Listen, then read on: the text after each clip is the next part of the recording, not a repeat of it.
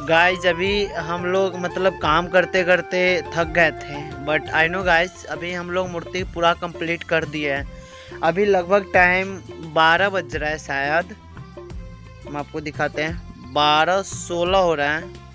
सो अभी हम लोग यहाँ का जितना भी पेंट उंट सब है, मशीन सब है, उस सबको अंदर कर दिए हैं।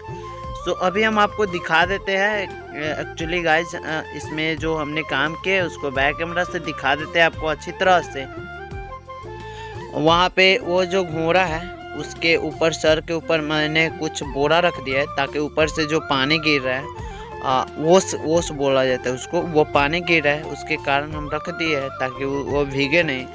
और ये मूर्ति यहाँ पे है और इसके ऊपर से हमने कुछ तिरपाल टाइप के बना दिए हैं। और यहाँ पे भी है, ये मूर्ति भी कंप्लीट हो चुका है, सारा लगभग कंप्लीट ही है। बट यहाँ पे इस मूर्ति के ऊपर भी पन्नी रखा हुआ है क्योंकि गाइस अभी ठंडी के टाइम आ गया है और ओस गिर रहा है, इसी के कारण हम लोग रखे हैं। सो गाइस आज का वीडियो इतना ही, तब तक के लिए जय हिंद दोस्तों, बाय बाय, टेक केयर। फिर मिलते हैं अगले वीडियो में।